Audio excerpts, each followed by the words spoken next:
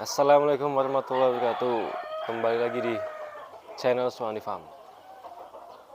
Kita akan jalan-jalan membahas tentang pulet, pencetakan pulet.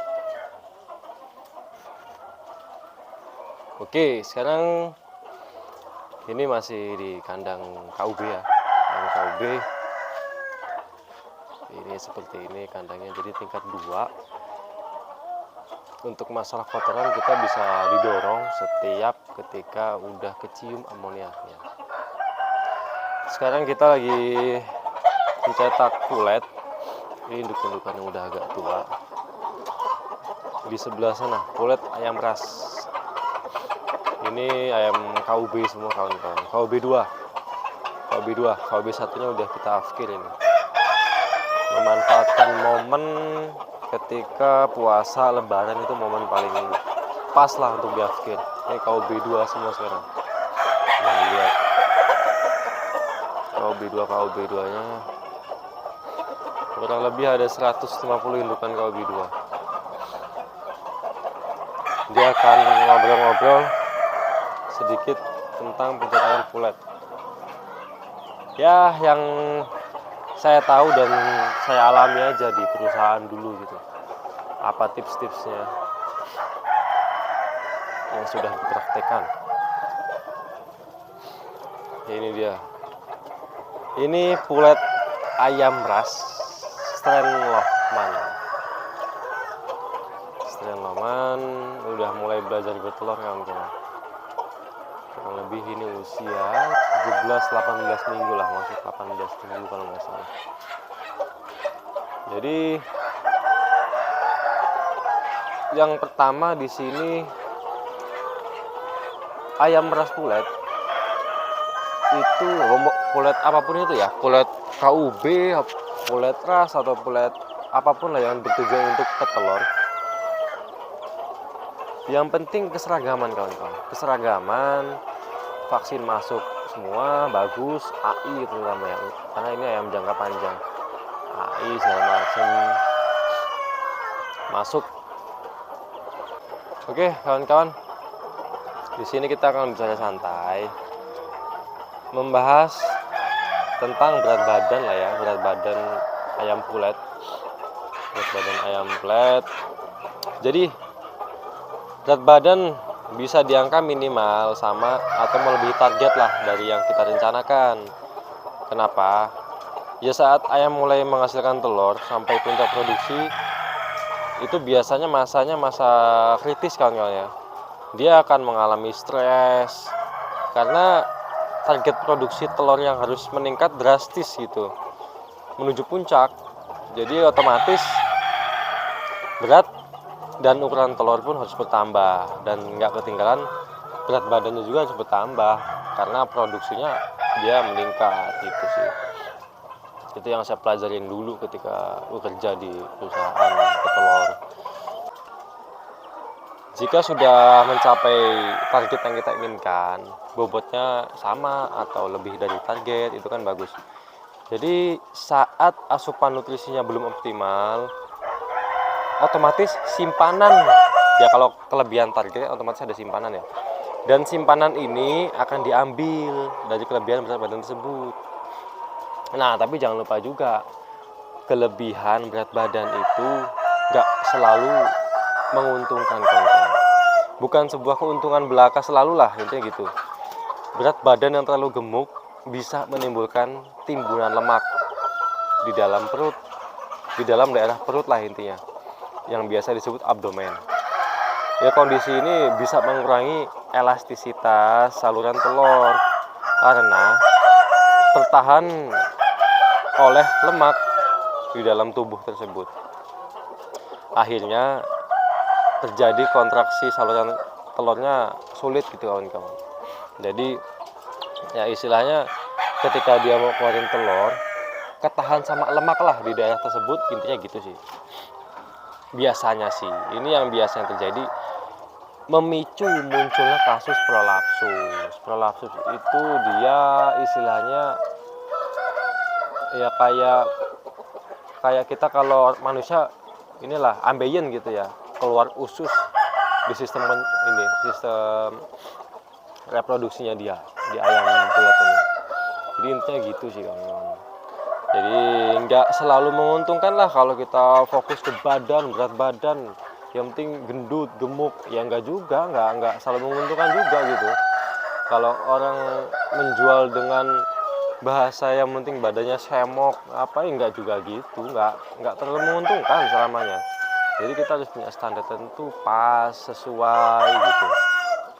Intinya itu sih kawan-kawan. Nah, jadi kita tuh lebih fokus, kalau saya mencetak kulit itu lebih fokus ke kerangkanya kawan-kawan. Ke kerangkanya, bisa juga ke sengnya. Seng itu istilahnya ya panjang kaki itu ya, panjang tulang. Kalau kita manusia itu tulang kering itu loh. Tulang kering yang kuning kakinya, kalau ras kuning kakinya ya. Intinya itu sih. Kerangkanya matang dalam sistem reproduksinya, kayak pengaturan lampu ya kawan-kawan ya. Pengaturan lampu itu juga bisa sangat berpengaruh loh.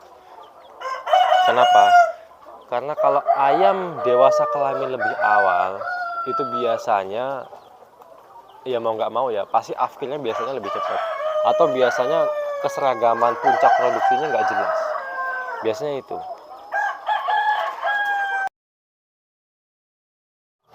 Jadi kita akan membahas tentang pencahayaan kawan-kawan. Ini saya terapkan ketika akan mencetak kulit KUB, kulit ayam ras gitu ya. Kalau ayam ras saya kan belinya di usia 13 minggu kawan-kawan. Jadi otomatis 13 minggu sampai periode bertelur awal itu saya terapkan yang saya tahu gitu. Dan juga dari masukan dari ayah saya sendiri, karena ayah saya sendiri juga manajer saya sendiri di perusahaan gitu intinya ya. Jadi pencahayaan lampu itu saya matikan jam 6 sore kawan-kawan. Mulai jam 6 sore. Jadi lampu sebelah sini itu saya matikan. Saya matikan sebelah sini khusus untuk kulit di sini.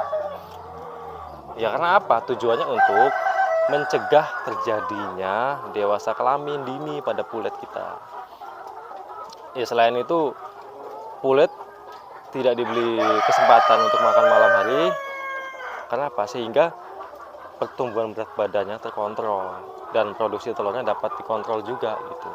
Memperlambat dewasa kelamin udah pasti. Yang paling penting sih merangsang hormon yang akan berperan untuk pembentukan bakal kuning telur.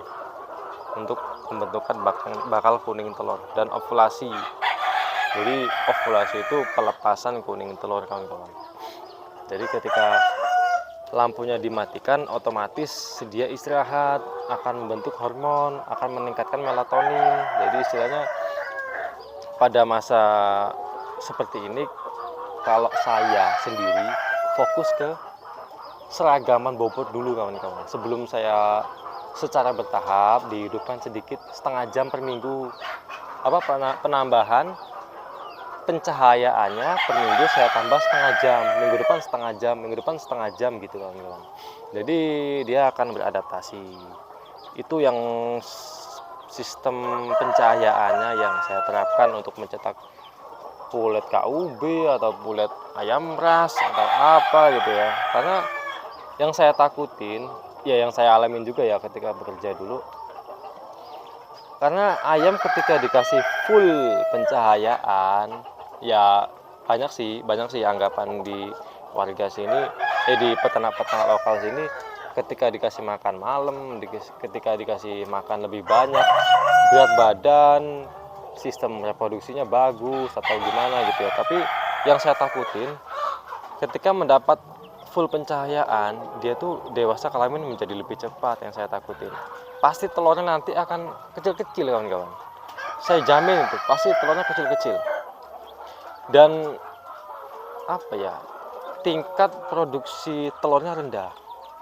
Jadi ayam itu nggak bertelur secara kontinu setiap hari. Iya, kenapa? Karena banyaklah faktor yang penghambatnya ketika dia dikasih pencahayaan secara full gitu. Yang pertama, dia tidak istirahat. Ketika masa seperti ini kan dia masanya untuk beberapa persen lah membentuk sistem reproduksinya untuk menjadi optimal gitu. Itu untuk pengurangan waktu sampai ayam mulai belajar bertelur. Kalau di anjuran PT itu biasanya 5%. Cuman kalau saya ya habis dari dulu juga saya pasti 10% kawan-kawan.